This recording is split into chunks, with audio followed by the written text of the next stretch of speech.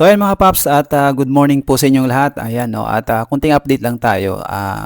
Kumbaga magbigay lang tayo ng kunting ano lang, kunting paliwanag mga paps. Kasi yung iba may mga nag-PM sa atin no, may mga nag-send ng picture kung saan yung grupo ng LSJ TV Band is blacklisted daw di umano. Grabe no sa USA. Ayan mga paps. At ang tanong ko mga paps, sino ba ang nag-post no? Credible ba yung taong 'yan? Na alam naman natin na si Boy Salsa simulat sa poll ay talagang paninira yung ginagawa sa grupo ng LSJ TV Band, di ba? So ayan at dyan agad basihan. At ano ba yung proof niya? Di ba yung proof lang naman niya is nag-post siya ng picture and then may caption na which is gawa niya rin, di ba? Gawa niya rin. So hindi ko alam kung sino yung source niya, saan nanggaling yung chismis, di ba?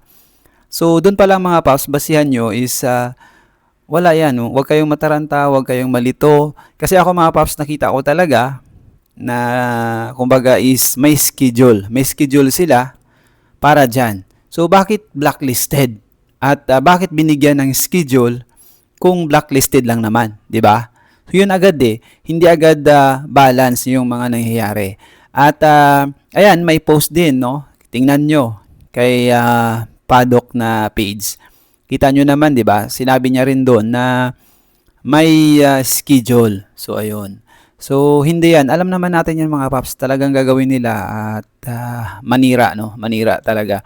So, huwag kayong malito doon mga paps. Basta huwag kayong mag-react, huwag kayong mag-comments na kung ano-ano man. So, doon kayo lagi sa legit na page kung saan, halimbawa, USA. O, sino ba nag-handle ng sa USA? Di ba si Ma'am Cindy o Paddock. So, doon kayo mag-update. Sa UAE naman, ayan, may nakita nyo naman, andyan kay Ma'am Eloy lagi na po-post, kay Miss Kate, sa Luxury. So, yun yung mga paps, di ba?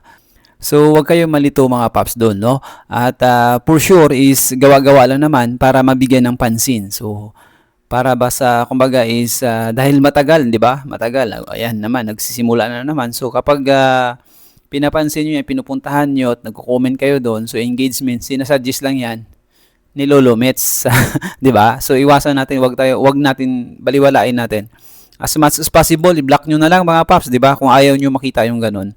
Kaya ito nagpaliwanag lang ako kasi nakita ko talaga mga paps. Nakita ko yung na may schedule sila.